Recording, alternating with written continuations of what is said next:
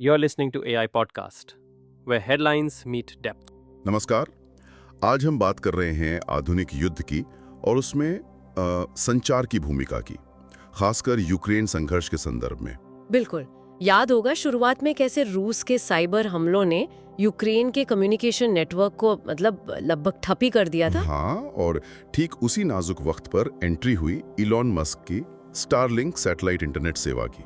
जी, वो यूक्रेन के लिए एक तरह से लाइफलाइन बन गई। सेना हो, अस्पताल हो, आम लोग हो, सबको कनेक्टेड रखा, जैसे कोई आसमानी जाल बिछा दिया हो। लेकिन यहीं पर एक पेंच था। ये जाल तो था, पर इसका स्विच किसी और के हाथ में, मस्क के हाथ में। सही कहा। और ये बात खुलकर सामने आई सितंबर 2022 में।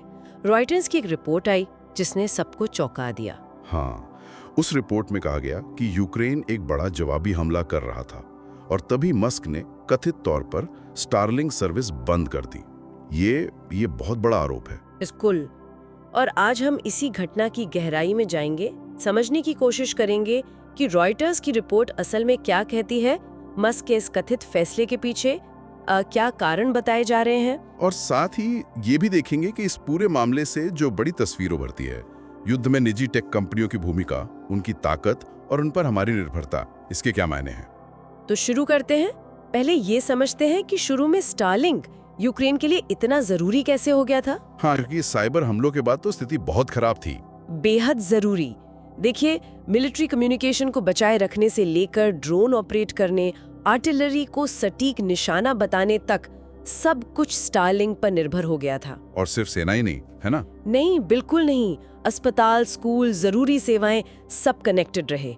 मस्क ने शुरुआत में तेजी भी दिखाई थी, हजारों टर्मिनल्स भेजे थे। मैंने पढ़ा था कि यूक्रेन के एक अधिकारी ने कहा था कि स्टारलिंक ना होता तो हम कहीं के नहीं रहते। हाँ, इससे अंदाजा लगता है कि निर्भरता कितनी ज्यादा थी। और फिर आया सितंबर 2022, खेरसोन वाला वाकया। हाँ, उस वक्त जमीन पर क्या चल रहा था और रिपोर्ट क्या कहती है, स्टारलिंक के साथ क्या हुआ? रिपोर्ट के मुताबिक यूक्रेनी सेना खेरसोन के पास बेरीस्लेव शहर को आजाद कराने के काफी करीब थी।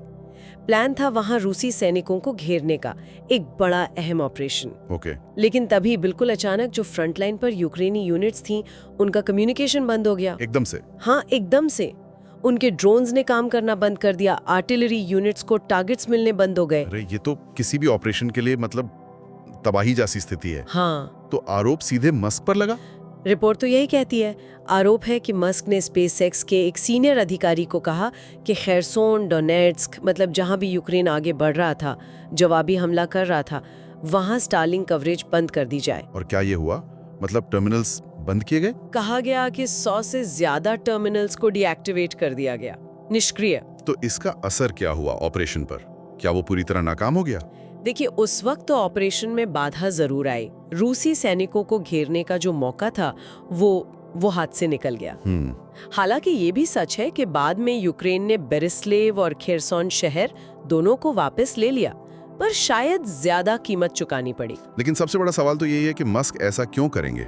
अगर ये रिपोर्ट सही है तो उनकी मंशा क्या थी? रिपोर्ट में सूत्रों का हवाला दिया गया है। कहा गया है कि मस्क को डर था।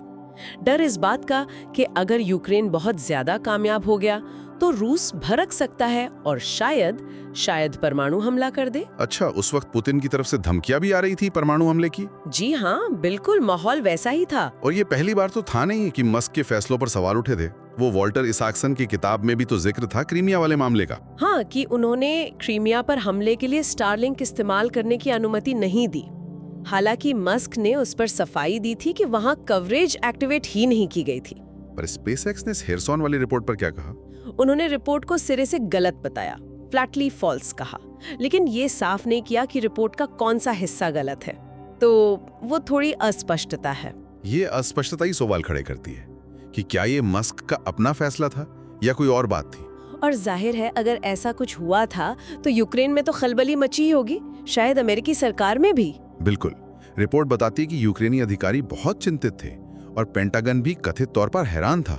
स्पेसएक्स के ही एक कर्मचारी का बयान भी सामने आया था कि मस्क ने एक तरह से जंग की किस्मत अपने हाथ में ले ली थी। ये यूक्रेन के लिए तो बड़ी दुविधा वाली स्थिति हो गई। एक तरफ स्टारलिंक पर इतनी निर्भरता, दूसरी तरफ उसका कंट्रोल किसी और के पास। हाँ, और शायद इसी के चलते बाद में 2023 में पेंटागन और स्पेसएक्स के बीच यूक्रेन में स्टारलिंक सेवाओं के लिए कॉन्ट्रैक्ट हुआ। अच्छा। उसकी शर्तें पब्लिक नहीं है, पर उम्मीद है कि उससे नियंत्रण को लेकर कुछ स्पष्टता आई होगी। लेकिन ये निर्भरता वाली चिंता तो बनी रहेगी ना, खासकर अभी हाल में जुलाई में स्टारलिंक का एक बड़ा ग्लोबल आउटेज भी तो हुआ था। हाँ, 24 जुलाई को उस आउटेज ने इन चिंताओं को फिर से हवा दे दी कि अगर ये सिस्टम बंद हो जाए तो क्या होगा। तो क्या यूक्रेन अब दूसरे विकल्प तलाश रहा है? बिल्कुल, वो कोशिश कर रहे हैं, लेकिन मूल सवाल अपनी जगह कायम है। क्या? यही कि क्या युद्ध जैसे इतने संवेदनशील मौके पर अपने इतने जरूरी कम्युनिकेशन इंफ्रास्ट्रक्चर के लिए किसी एक प्राइवेट विदेशी कंपनी पर इतनी ज्यादा निर्भरता ठीक है? ये सवाल तो सीधे सीधे देश की संप्रभुता, जवाबदेही से जुड़ा है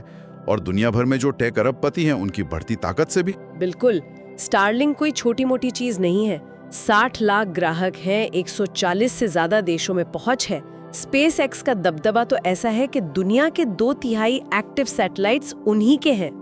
तो हम यहाँ एक अजीब सी कश्मकश देख रहे हैं। एक तरफ एक तकनीक जो जीवन रक्षक है, और दूसरी तरफ एक व्यक्ति या एक कंपनी के हाथ में इतनी ज्यादा ताकत जिसका असर जियोपॉलिटिक्स पे पड़ सकता है। तो आखिर में ये सोचने पर मजबूर करता है कि जैसे जैसे टेक्नोलॉजी और युद्ध आपस में घुल मिल रहे हैं, असली लगाम किसके हाथ में है? सरकारों के या फिर उन टेक कंपनियों के जो ये डिजिटल लाइफलाइन कंट्रोल करती हैं? और सत्ता का ये जो केंद्रीकरण हो रहा है निजी हाथों में, ये अंतर्राष्ट्रीय संघर्षों और देशों की संप्रभुता के भविष्य के लिए क्या संकेत दे रहा है? ये बड़े सवाल हैं जिन पर विचार करना होगा।